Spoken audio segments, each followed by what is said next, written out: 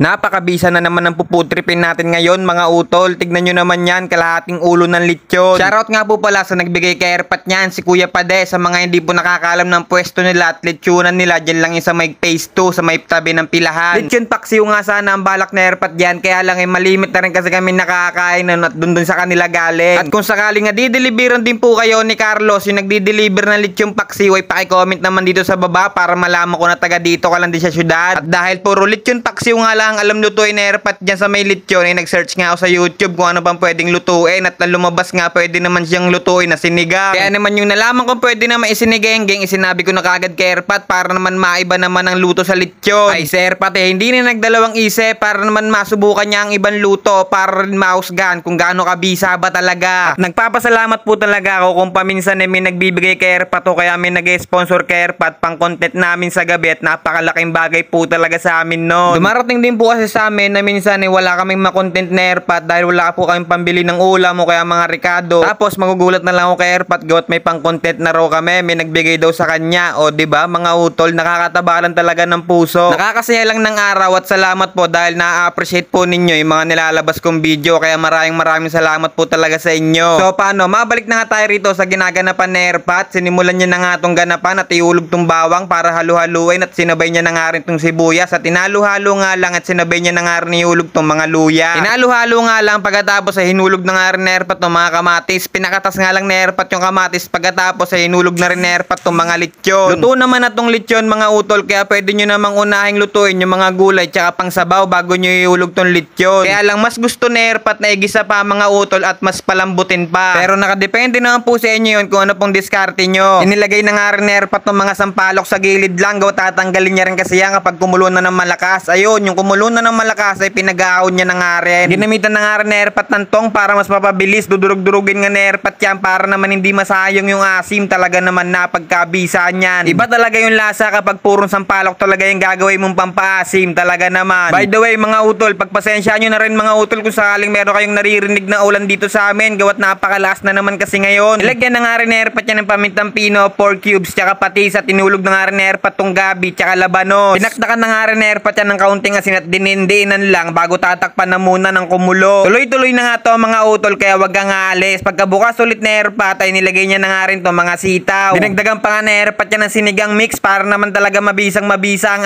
ating EFT at asim na asim talaga ang ating sinigenggeng.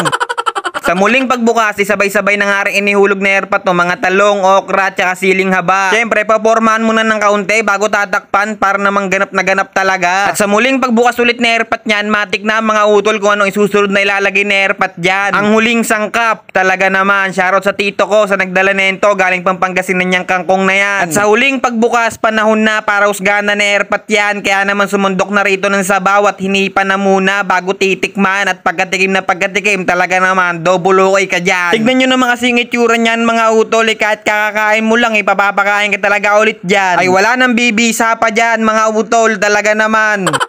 Nung naluto na nga itong sinigenggeng natin mga utol, dumating na nga si Airpat dito galing trabaho, sinundo na Airpat sa labasan. Tignan nyo naman, oops. Tapos meron pa dyang double high.